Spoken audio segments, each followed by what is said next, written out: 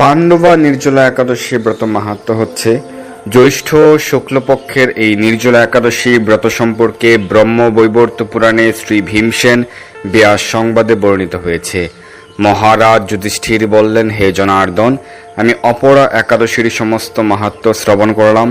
এখন জ্যৈষ্ঠ শুক্লপক্ষের একাদশীর নাম ও মাহাত্ম্য কৃপাপূর্বক আমার কাছে বর্ণনা করুন।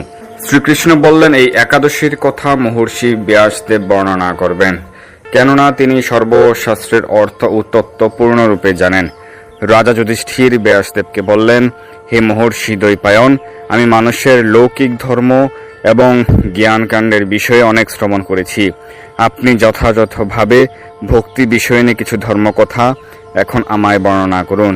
শ্রী ব্যাসদেব বললেন, হে মহারাজ, তুমি যেসব ধর্ম কথা শুনেছ, এই কলিযুগের মানুষের পক্ষে সে সমস্ত পালন করা অত্যন্ত কঠিন, যা সুখে সামান্য খরচে অল্প কষ্টে সম্পাদন করা যায়, অথচ মহা ফল প্রদান করে এবং সমস্ত শাস্ত্রের সারস্বরূপ। সেই ধর্ম এই কলিযুগে মানুষের পক্ষে করা শ্রেয়। সেই ধর্ম কথাই এখন আপনার কাছে বলছি। উভয় পক্ষের একাদশী দিনে ভোজন না করে উপবাস ব্রত করবে। দ্বাদশী দিনে স্নান করে শুদ্ধ হয়ে নিত্যকৃত্য সমাপনের পর শ্রীকৃষ্ণের অর্চন করবে। এরপর ব্রাহ্মণদেরকে প্রসাদ ভোজন করাবে। অশৌচ আদিতেও এই ব্রত কখনো ত্যাগ করবে না। যে সকল ব্যক্তি স্বর্গে যেতে চায় তাদের সারা জীবন এই ব্রত পালন করা উচিত। পাপকর্মে রত ও ধনহীন ব্যক্তিরাও যদি এই একাদশী দিনে ভোজন না করে, তবে তারা নরক দুঃখ থেকে রক্ষা পায়। শ্রী ব্যাসদেবের এসব কথা শুনে গদাধর ভীমসেন অশ্বত্থ পাতার মতো কাঁপতে কাঁপতে বলতে লাগলেন, হে মহাবুদ্ধি পিতামহ, মাতা কুন্তী, দ্রৌপদী, ভ্রাতা যুধিষ্ঠির, অর্জুন, নকুল ও সহদেব এরা কেউই একাদশীর দিনে ভোজন করে না, আমাকে অন্ন গ্রহণ করতে নিষেধ করে। কিন্তু দুঃসহ ক্ষুধার জন্য আমি উপবাস করতে পারি না। ভীমসেনের এরকম কথায় ব্যাসদেব বলতে লাগলেন, যদি স্বর্গ আদি দিব্যধাম লাভে তোমার একান্ত ইচ্ছা থাকে, তবে উভয় পক্ষের একাদশীতে ভোজন করবে না। তদুত্তরে ভীমসেন বললেন, আমার নিবেদন এই যে, উপবাস তো দূরের কথা, দিনে একবার ভোজন করে থাকাও আমার পক্ষে অসম্ভব, কারণ আমার উদরে বৃক নামে অগ্নি রয়েছে। ভোজন না করলে কিছুতেই সে শান্ত হয় না। তাই প্রতিটি একাদশী পালনে আমি একেবারেই অপারগ। হে মহর্ষি, বছরে একটি মাত্র একাদশী পালন করে যাতে আমি দিব্য ধাম লাভ করতে পারি, এরকম কোনো একাদশীর কথা আমাকে নিশ্চয় করে বলুন। তখন ব্যাসদেব বললেন, জ্যৈষ্ঠ মাসের শুক্লপক্ষের একাদশী তিথিতে জল পান পর্যন্ত না করে সম্পূর্ণ উপবাস থাকবে, তবে আচমনে দোষ হবে না। ওই দিন অন্ন আদি গ্রহণ করলে ব্রত পালন হয় না। একাদশীর দিন সূর্য উদয় থেকে দ্বাদশীর দিন সূর্য উদয় পর্যন্ত জলপান বর্জন করলে অনায়াসে 12টি একাদশীর ফল লাভ হয়।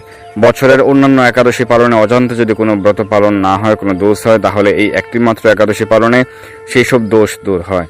দ্বাদশী দিনে ব্রাহ্ম মুহূর্তে স্নান দান আদি কার্য সমাপ্ত করে শ্রীহরির পূজা করবে। সদাচারী ব্রাহ্মণদের বস্ত্র আদি দান সহ ভোজন করিয়ে আত্মীয় স্বজন সঙ্গে নিজে ভোজন করবে। এরূপ একাদশী ব্রত পালনে যে প্রকার পুণ্য সঞ্চিত হয়, এখন তা শ্রবণ করো। সারা বছরের সমস্ত একাদশীর ফলে এই একটিমাত্র ব্রত উপবাসে লাভ করা যায়। শঙ্খ চক্র গদা পদ্মধারী ভগবান শ্রীকৃষ্ণ আমাকে বলেছেন, বৈদিক ও লৌকিক সমস্ত ধর্ম পরিত্যাগ করে যারা একমাত্র আমার শরণাপন্ন হয়ে এই নির্জলা একাদশী ব্রত পালন করে, তারা সর্বপাপমুক্ত হয়। বিশেষত কলিযুগে ধনসম্পদ দানের মাধ্যমে, সদ্গতি বা স্মার্ত সংস্কারের মাধ্যমে যথার্থ কল্যাণ লাভ হয় না। কলিযুগে দ্রব্য শুদ্ধি নেই, কলিতে শাস্ত্রোক্ত সংস্কার বিশুদ্ধ হয় না। তাই বৈদিক ধর্ম কখনো সুসম্পন্ন হতে পারে না। হে ভীমসেন, তোমাকে বহু কথা বলার আর প্রয়োজন কি? তুমি উভয় পক্ষের একাদশীতে ভোজন করবে না। যদি তাতে অসমর্থ হও, তবে জ্যৈষ্ঠ মাসের শুক্লপক্ষের একাদশীতে অবশ্যই নির্জল উপবাস করবে। এই একাদশী ব্রত ধনধান্য ও পুণ্য দায়িনী। যমদূতগণ এই ব্রত পালনকারীকে প্রয়াণের পর স্পর্শ করতে পারে না। পক্ষান্তরে বিষ্ণুদূতগণ তাঁকে বিষ্ণুলোকে নিয়ে যান। শ্রী ভীমসেন ওই দিন থেকে নির্জলা একাদশী পালন করতে থাকায় এই একাদশী পাণ্ডবা নির্জলা বা ভীমসেনী একাদশী নামে প্রসিদ্ধ হয়েছে। এই নির্জলা একাদশীতে পবিত্র তীর্থে স্নান দান জপ কীর্তন ইত্যাদি যা কিছু মানুষ করে তা অক্ষয় হয়ে যায়। যে ব্যক্তি ভক্তি সহকারে এই একাদশী মাহাত্ম্য পাঠ বা শ্রবণ করেন, তিনি বৈকুণ্ঠ ধাম প্রাপ্ত হন। হরে কৃষ্ণ।